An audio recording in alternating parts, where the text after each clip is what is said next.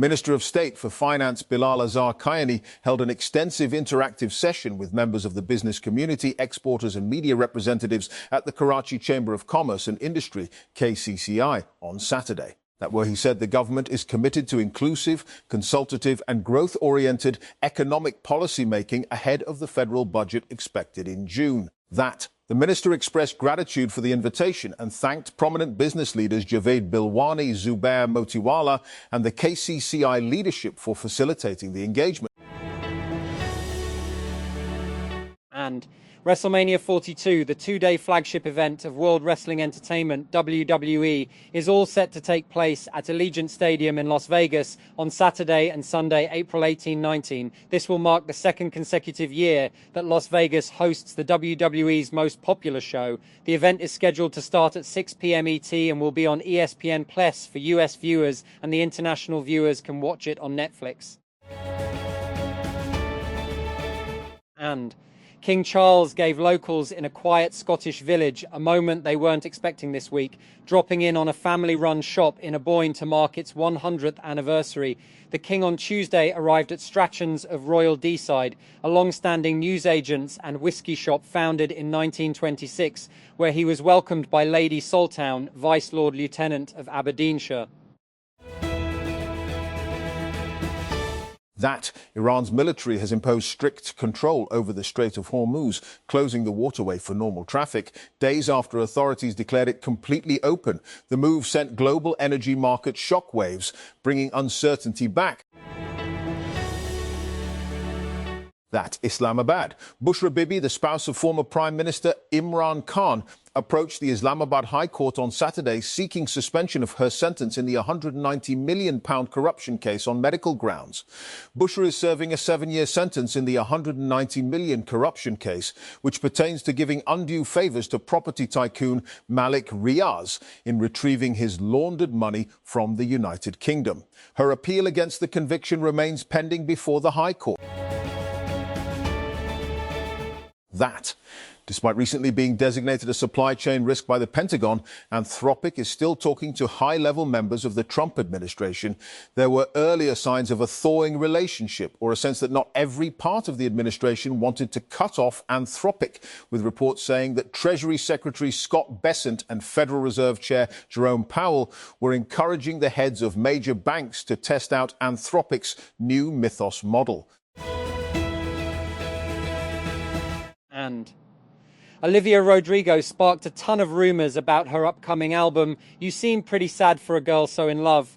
When her breakup with Louis Partridge was confirmed as it was supposed to be a love album, the 23-year-old was speculated to be scrapping the record that she was working on in favour of a completely new album at the time, as insider comments began pouring in.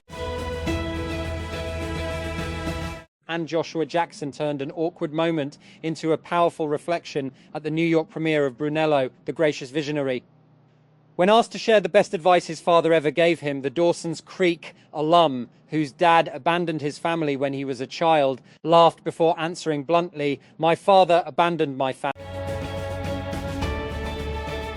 And renowned TV host Alison Hammond has sparked reactions from fans with her comments about Meghan Markle at his show. The TV presenter suggested that the backlash faced by the Duchess of Sussex is rooted in racism and misogyny. And Trump administration issued a 1-month extension in sanctions waiver to enable countries that want to purchase oil and petroleum products from Russia. The announcement was made on Friday, April 17, reversing Treasury Secretary Scott Bessent's statement, which declared not to renew the waiver just 2 days earlier.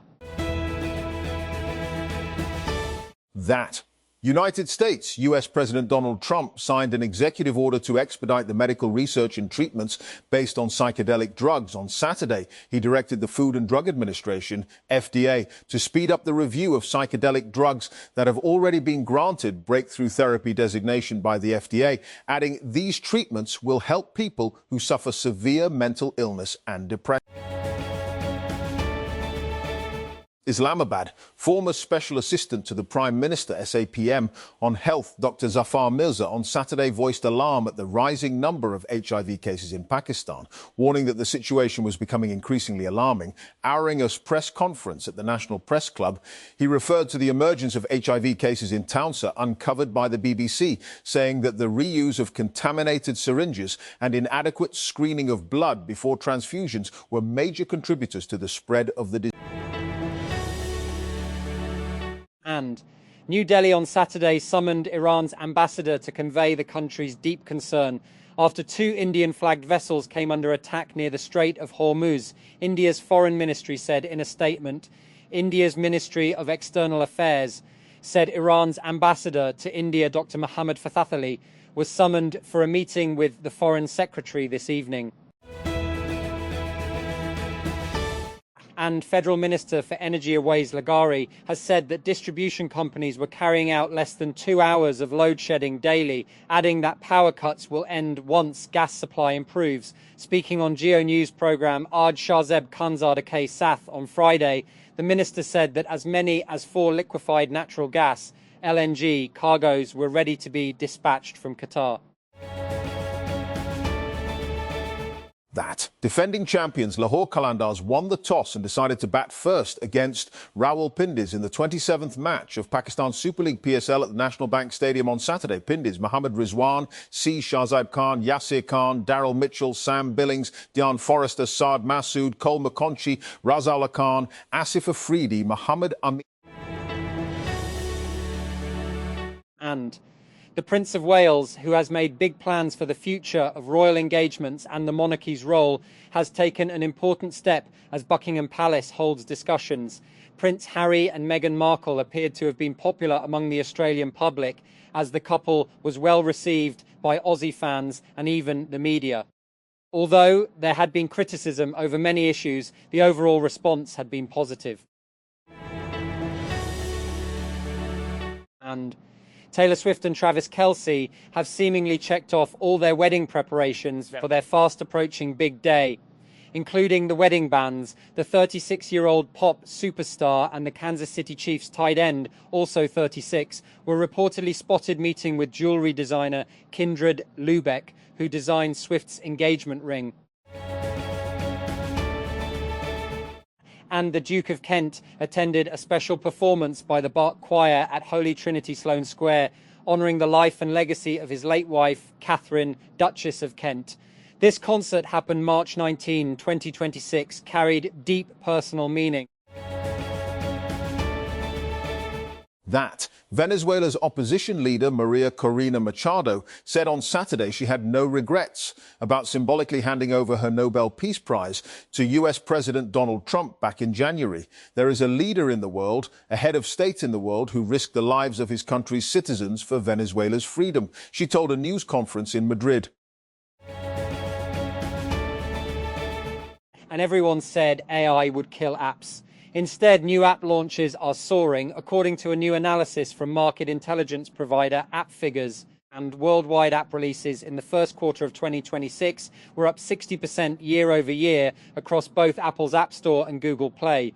That percentage was an even higher 84% when looking at the iOS App Store alone.